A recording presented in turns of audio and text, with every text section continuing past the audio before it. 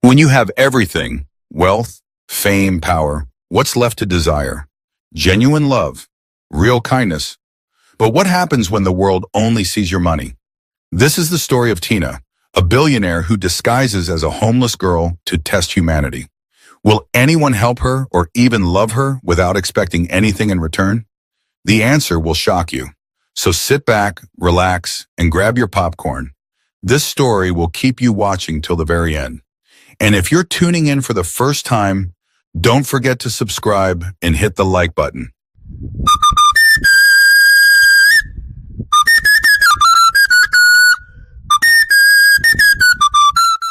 In a 30-story penthouse in Banana Island, from the floor-to-ceiling windows, the sprawling city of Lagos glittered below like a restless ocean of lights, cars, and voices. But Tina Okechukwu stood still, motionless, staring into the night like someone trapped in a golden cage. She was dressed in silk, the kind flown in from Italy. Her heels were hand-stitched from Spain. A Rolex shimmered on her wrist. Diamonds danced around her neck like stars. And yet her soul felt naked, alone, empty. Tina was only 27, but already her name was whispered with awe across the continent. She was the only child of Chief Emeka Okechukwu, a business mogul and oil tycoon with powerful political ties. Her father had given her everything: wealth, power, privilege. But Tina had never been the type to lean on a man's name. By the age of 22, she had made her own name. Tina was a self-made billionaire, one of the first Nigerians to invest in Bitcoin when it was just 50 cents per coin. She had purchased over 10,000 coins in university. Her father had laughed at the time, calling it digital nonsense, but now those coins were worth hundreds of millions of dollars. She became an icon. Her face adorned Forbes covers. Her name trended on social media. Her voice was invited to speak at summits across the world. When she posted a photo, it got over 2 million likes in an hour. When she walked into a room, people stood. And yet, in all the noise and worship, she felt unseen. They loved her money. They loved her power. But did anyone love her? The real her? That question haunted her like a shadow that never left, even in the light. She had dated senators, tech moguls, even a prince from Dubai. But every man eventually wanted something: control, exposure, a stake in her empire. Not one of them had ever asked, "Tina, how do you feel?" She stepped away from the glass and sat on the edge of her bed. Her heart ached. Tears welled in her eyes. The room was large enough to hold a small orchestra, yet it felt suffocating. "I need to know," she whispered. She rose slowly, walked to her dressing mirror, and studied her reflection. She was beautiful. Her skin glowed with intentional care. Her eyes, framed with lashes and gloss, looked like they had never seen pain. But Tina knew pain, and now she wanted to feel something real. Her hands trembled as she reached for her phone.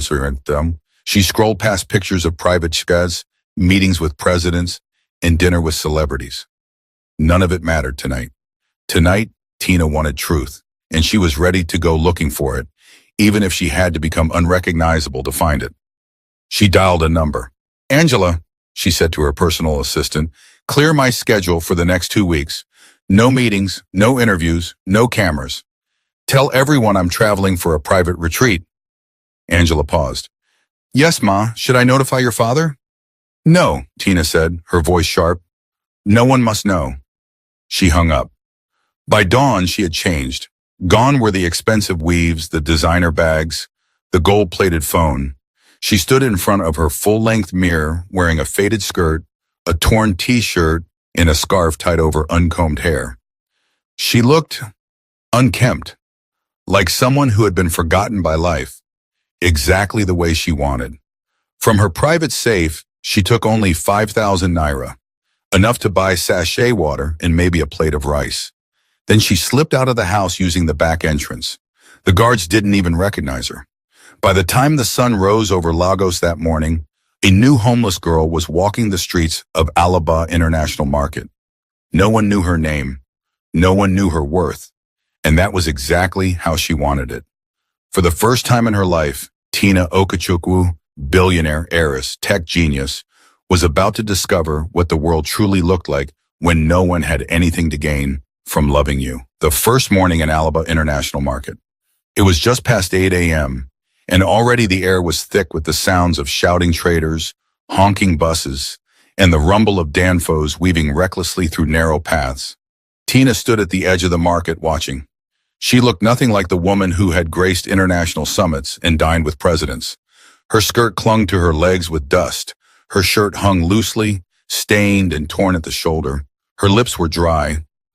Her eyes, usually lined with luxury eyeliner, were bare and wide, quietly scanning a world she had only ever seen from behind a car window. Here, no one bowed to her. No one said, "Good morning, Ma." In fact, no one even noticed her.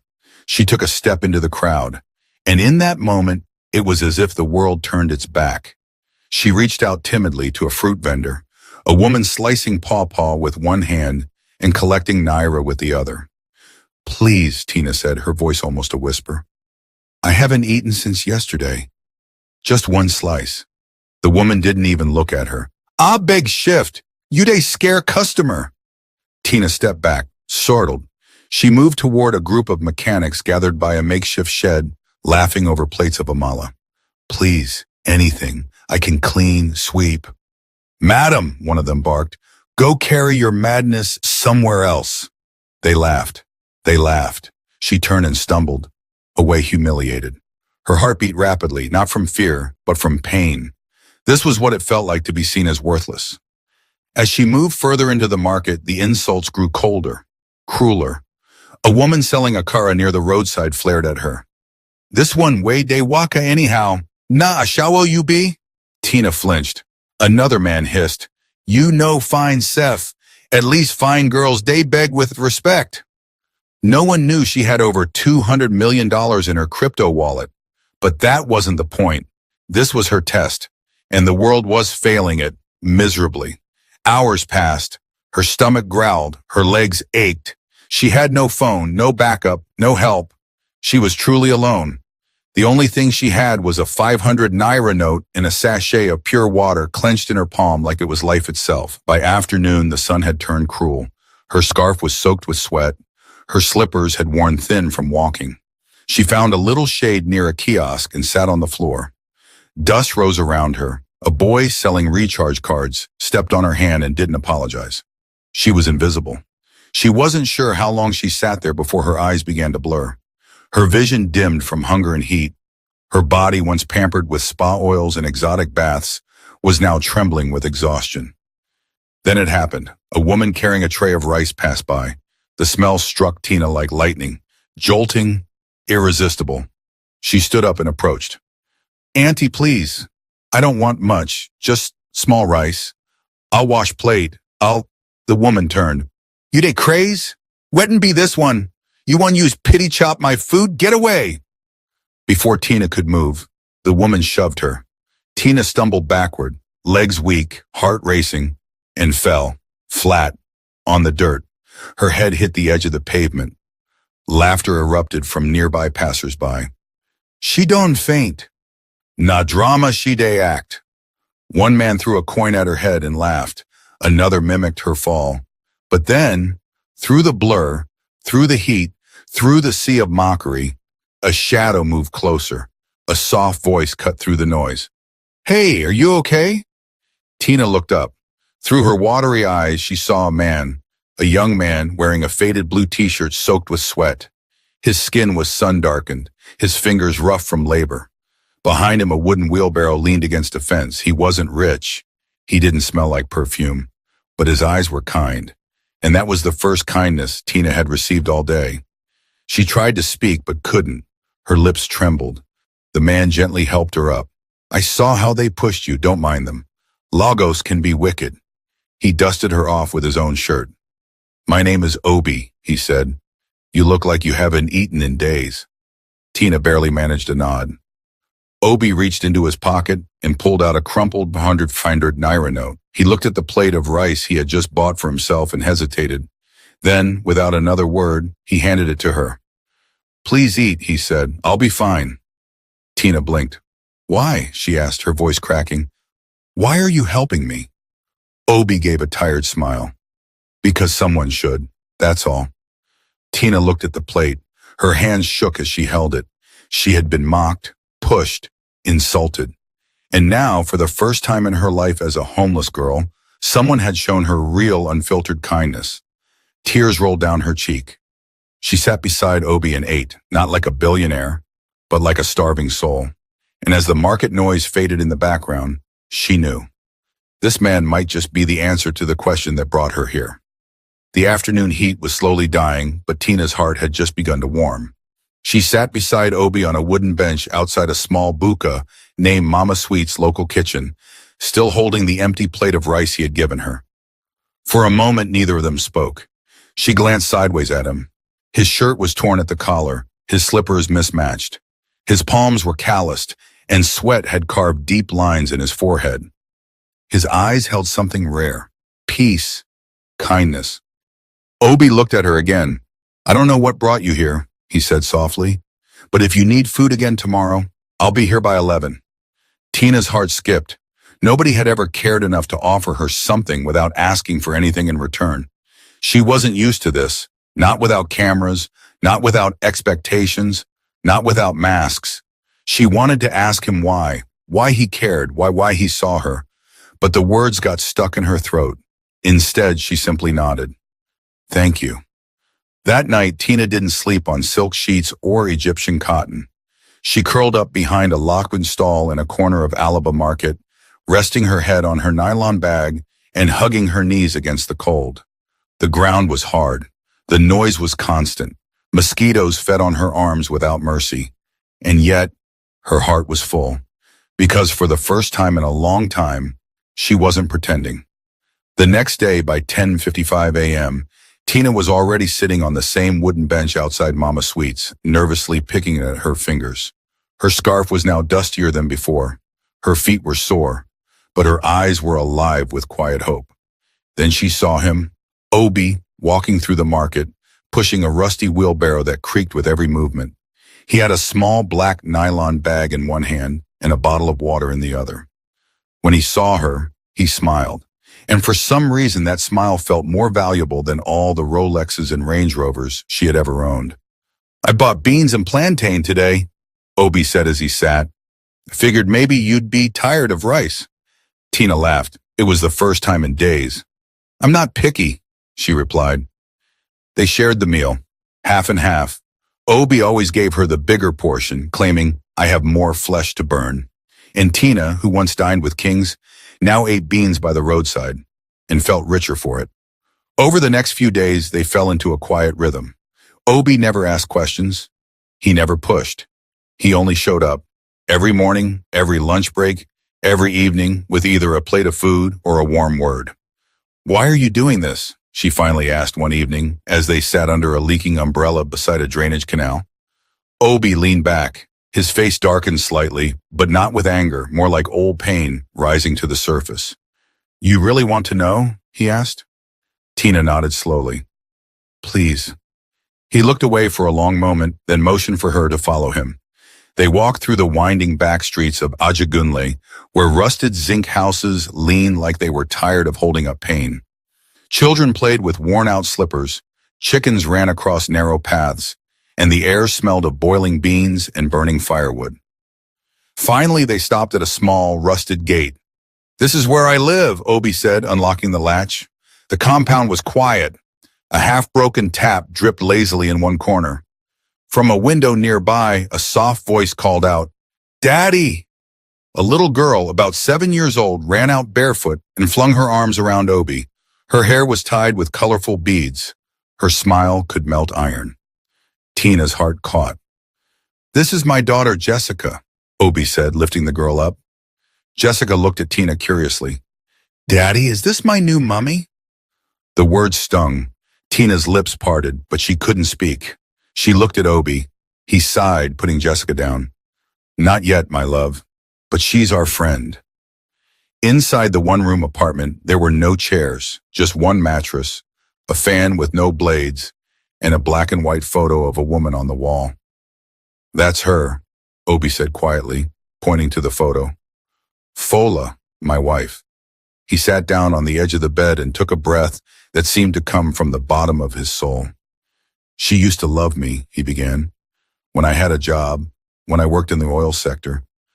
I got her a car when Jessica was born, her push gift. We were happy, until I lost everything. Tina sat beside him, eyes wide. Obi stared ahead. My friends disappeared. My savings dried up. Rent expired. I begged her to let me sell the car to start a business, to at least try. But she said she wasn't born to suffer. He looked down. She left, took the car, left me with Jessica. Silence. Raw, thick. I haven't trusted a woman since, Obi whispered. I just live for this little girl now. Tina's eyes filled with tears. She bit her lip to stop the sob rising in her throat. Jessica returned from the corner where she had been drawing in the dirt. Auntie, she said, will you come back tomorrow? Tina looked at her, then at Obi. I will, she whispered. And she meant it. It had been nearly a week since Tina first met Obi. But now the market knew her. Not by name, not by story, just by the label they slapped on her with laughter. Obi's beggar wife. Each morning as she walked through the rusted maze of Alaba International Market to meet Obi at Mama Sweet's buka, voices followed her like thorns. Is this how much Obi loves poverty? A wheelbarrow man marrying a homeless girl with no identity? He must be crazy to get such a liability into his life. The words stung, but Tina swallowed her pride like Colgari. This was the reality she came to see. The pain of the poor, the mockery, the dehumanization. And now she wasn't just seeing it, she was feeling it. But she kept coming back. And every day, Obi waited for her. One afternoon, she arrived early and found Obi already seated, holding a steaming plate of fufu and a goosey. I know it's messy, he grinned, but it's my favorite. Tina laughed. Then I'll try it. She dipped her fingers in the water bowl and began to eat beside him. It was messy. It was spicy. It was perfect.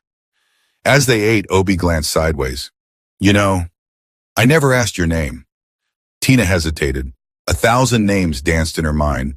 Her full legal name, her press name, the alias she used for hotel bookings. She finally said, Amma. Obi nodded, accepting it without question. Amma suits you, he said. Soft name, but you're strong. I see it in how you survive.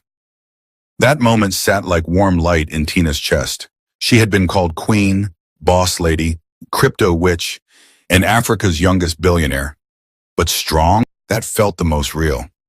That evening, as the sky turned deep orange and the call to prayer echoed in the distance, Tina made a bold decision. She told Obi, I want to cook for you. Obi blinked. You want to what? I said, let me cook for you and Jessica. Obi scratched his head. I don't have much at home, Amma. Just one gas stove and no proper pots. I'll make it work, she smiled. He handed her 1,000 naira hesitantly, but she gently pushed it back. I'll use mine. Where do you get money from? He asked, narrowing his eyes playfully. You've never begged. I save from little tips I get, she lied smoothly. I use it wisely. Obi didn't press further. He just nodded and gave her his trust. The cooking was chaotic. The fire smoked, the water ran late. The tomatoes had more seeds than flesh. But by 7 p.m., the zinc kitchen in Obi's one-room home smelled like heaven. Jessica clapped when she saw the food. Jollof rice, she squealed, and fried plantain. Daddy, I love Auntie Amma. They sat on the floor and ate with their hands. Jessica giggled. Obi chuckled. Tina laughed, real laughter, the kind that fills empty spaces inside your soul. But just as Tina was beginning to settle into the warmth, a storm brewed outside. That night, as she walked back to the spot where she usually slept behind a locked stall, 2 market women followed her at a distance. One of them, Mama Chinyere, was known for her sharp tongue and sharper eyes. I swear that girl no be normal poor person, she whispered. She too clean. I dey talk 'em since, the other added. Her English no be anyhow English.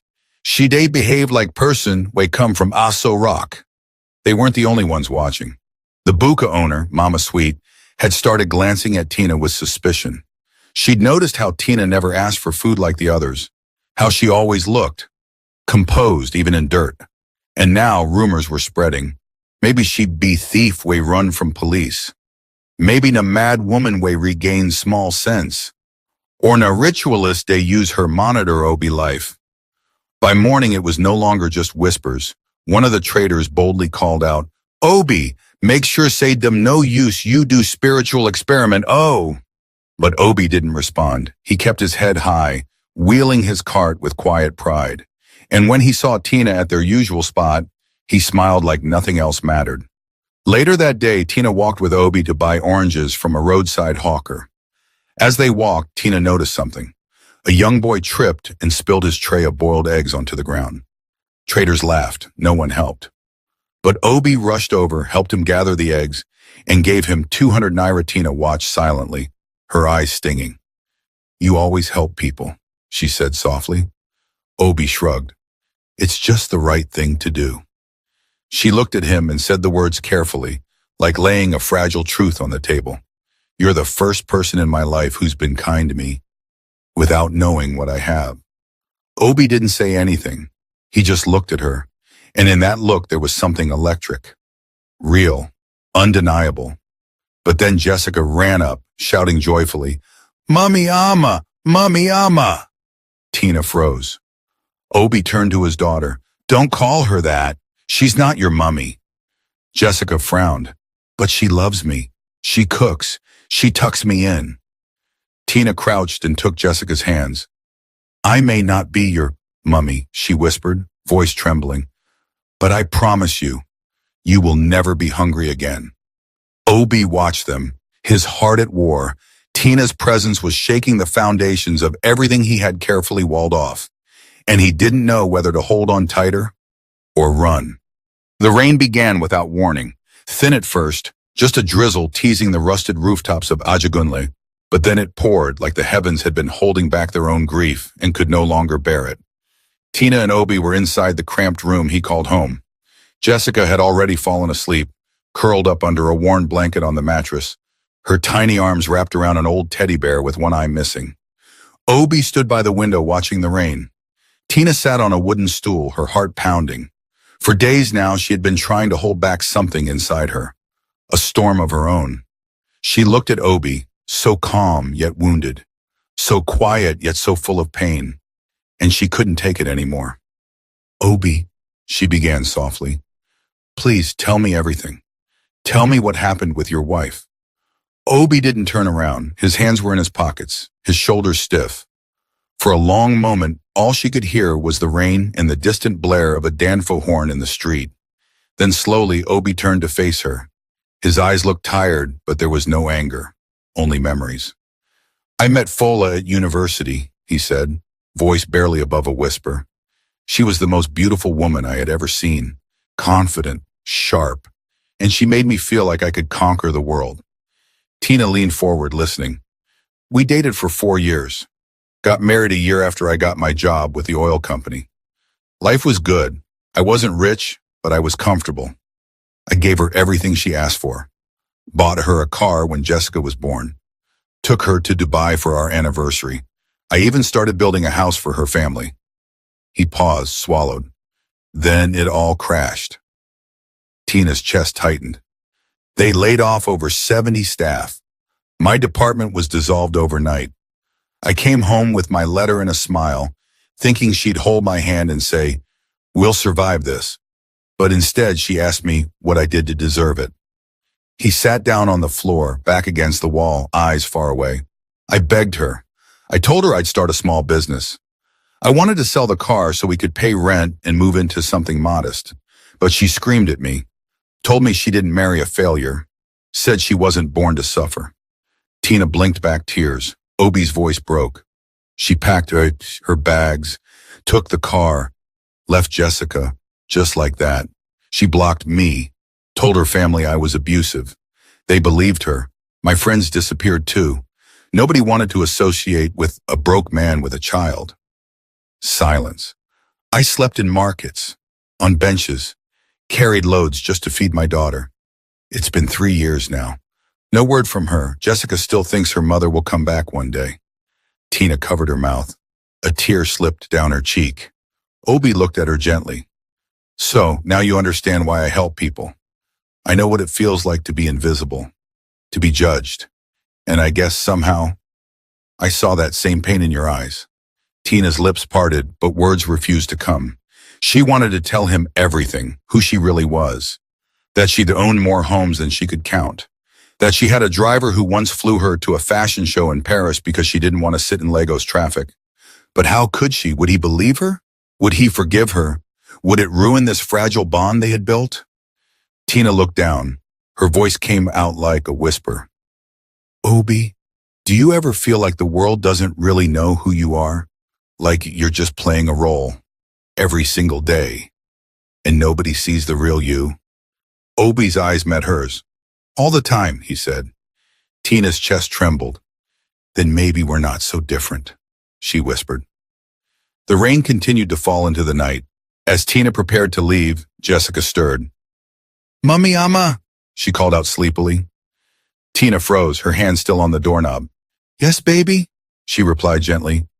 Will you be here tomorrow morning? The girl asked, rubbing her eyes. Tina nodded. I promise. Obi walked her to the edge of the street. The puddles splashed beneath their feet. A generator hummed nearby. Everything was drenched, yet the silence between them was warmer than the weather. Before she stepped into the shadows, Obi stopped her. Wait, she turned. I never said thank you for cooking, for making Jessica laugh again, for making this place feel like a home. Tina smiled. And I never said thank you for seeing me when no one else did. For a moment, they stood like that, two broken people holding something whole between them. Then she disappeared into the night, her scarf soaked with rain. But inside, she was burning with a new question. How long can I keep this lie alive? In Alaba International Market, life had resumed its chaotic rhythm, shouting traders, customers negotiating. But something was different. Whispers were getting louder. At first, it was harmless gossip. That beggar girl way dey follow Obi. She find too much a beg. Her English no be here she dey speak like person way finish university for abroad. Or is she running from something? But that morning, the whisper took a dangerous turn. At a printing shop near the market's edge, a glossy magazine page had been carelessly taped to the wall. It was an old edition of Forbes' Africa Women in Tech, featuring the top 5 young African billionaires changing the digital space. Third on the list was Tina Okechukwu. The photo showed her in a fitted white suit, sitting confidently on the edge of a desk, smiling with purpose. Few noticed it at first, but Mama Chinyere did. She leaned in, squinted, then frowned. The face was familiar. Not because she'd ever met Tina, but because she'd seen Amma, Obi's so-called beggar wife, too many times to ignore the resemblance. Meanwhile, Tina had returned to Obi's home early that morning. She came carrying a small polythene bag filled with bread, sachet milk, and sugar.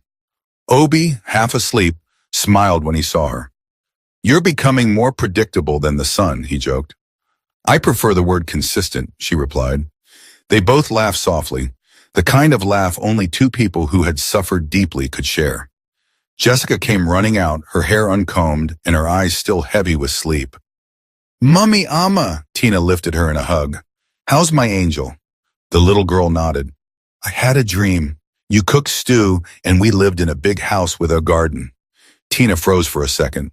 Obi chuckled. Don't mind her. Her dreams are usually bigger than our budget. Tina smiled, but her heart ached. Because that was her world. Big houses, gardens, security gates, and she had lied to this child. Later that afternoon, as Obi pushed his wheelbarrow across the market, a trader called out, Obi, you go international now, oh! Obi paused. Wait and happen. Come see your wife for magazine here. Obi laughed, assuming it was another mockery. But when he walked over and saw the image, he froze. He stared. Hard. The woman on the page had smooth skin, perfect hair, and wore a tailored suit. But there was no mistaking those eyes. It was her. Amma. Tina. The woman he had fed, sheltered, trusted. He didn't say a word. He just turned and walked home. Fast. Tina was sitting on the floor helping Jessica plait her doll's hair when Obi stormed in. His face was unreadable. Not anger, not confusion, just silence. He dropped the wheelbarrow handle and stood in the doorway. Tina looked up. "You're back early. Are you okay?" He stepped forward slowly. "Amma?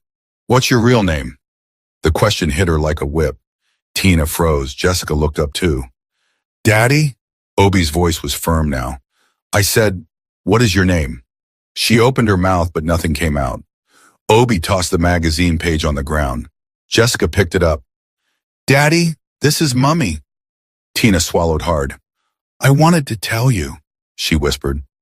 "I was going to tell you soon, I swear." Obi looked away, his jaw tightening.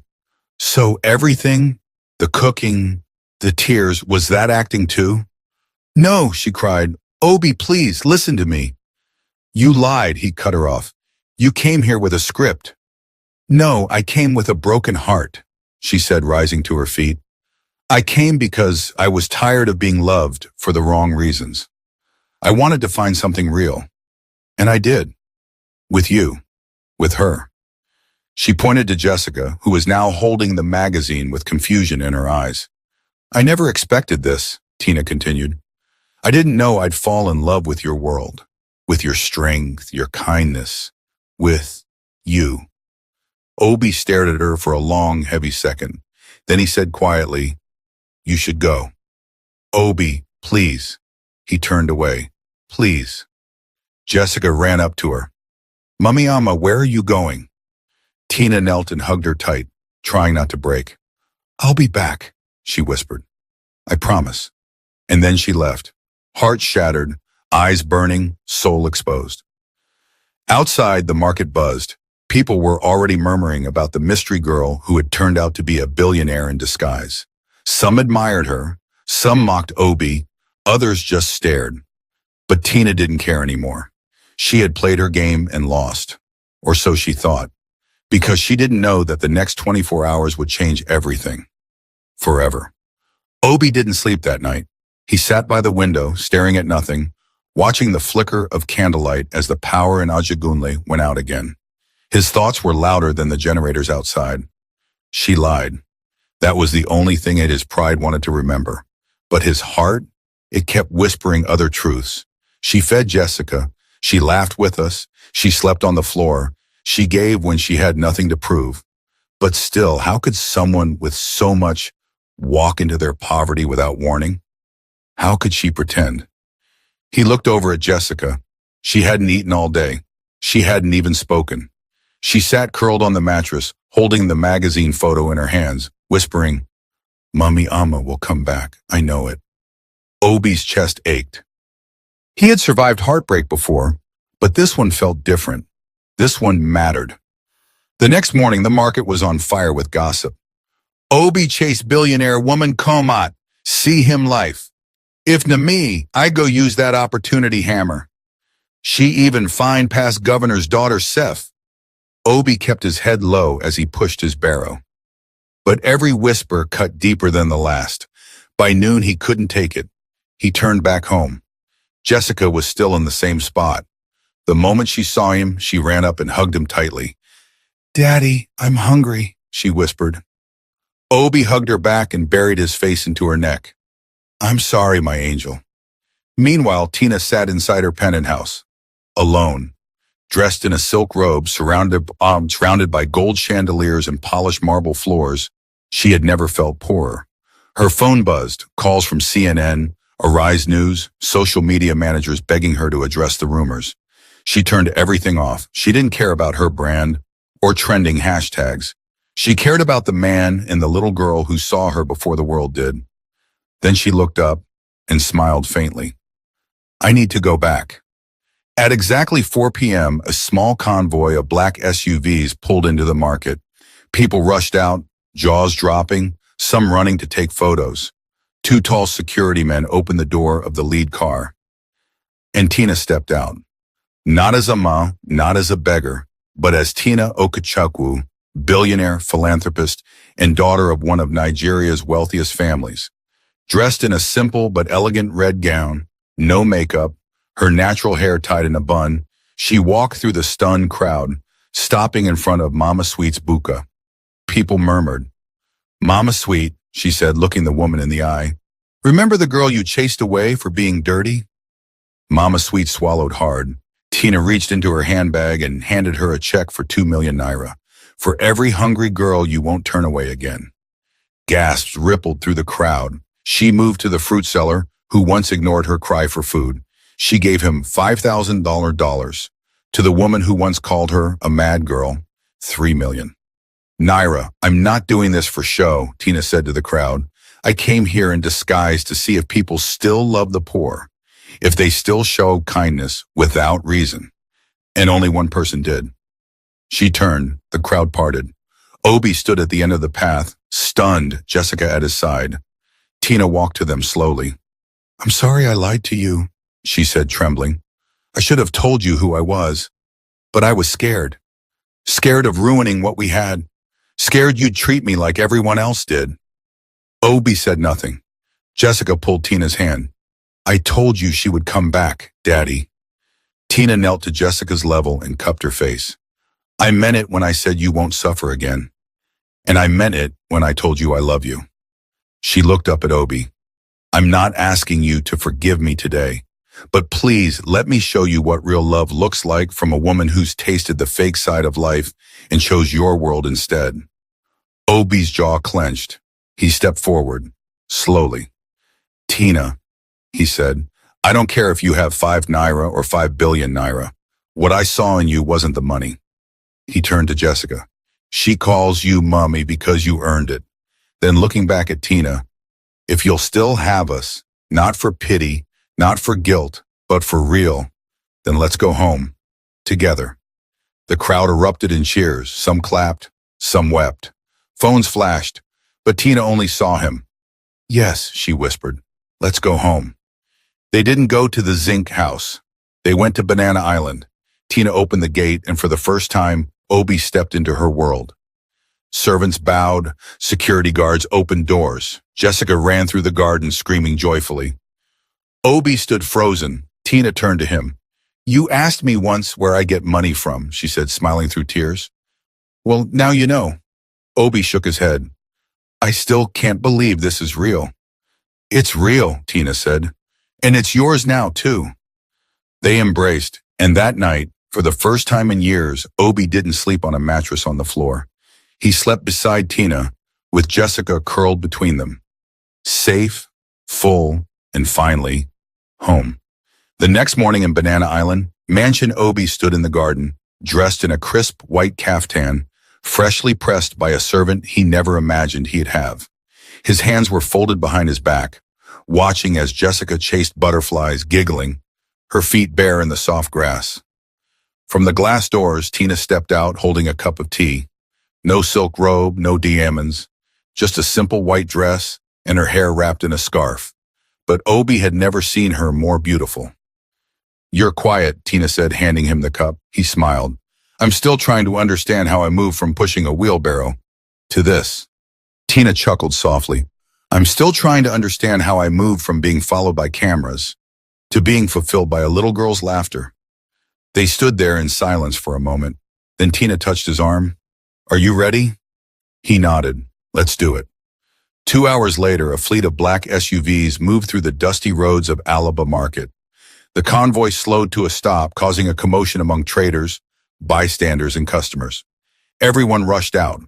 Some recognized the vehicles from the day Tina revealed her identity. Some still whispered, "She's back." This time, Tina wasn't alone. Obi stepped out, holding Jessica's hand, dressed like royalty. Tina wore a stunning red Ankara dress, and her presence silenced even the harshest gossips. The market stopped. For the first time, they weren't coming to beg. They were coming to bless. Tina stood on a raised platform in front of Mama Sweet's buka. A microphone had been set up. A few cameras were discreetly filming, only to document what was about to happen. "Many of you judged me when I came here with dust on my feet and hunger in my belly," she began. "And that was the point. I came to see how the world treats those who have nothing to offer." Silence. She turned, smiled, and reached into her purse. I want to reward the few who passed the test. She pointed to an old woman who once gave her a sachet of water when she was coughing on the street. You, Mama Nike. Come forward. The old woman trembled. Me? Tina nodded. She handed her a brown envelope. 5 million. Naira. To start your food business properly, no strings attached. The market gasped. She pointed to a young boy who once stopped and said, Sorry, Auntie, when she felt 2 million Naira for your education. She turned to Mama Sweet. I know you pushed me away, but I forgive you, and I believe in second chances. She handed her 2 million Naira as well, to build a proper buka with tiles, fans, and dignity. Mama Sweet fell to her knees weeping.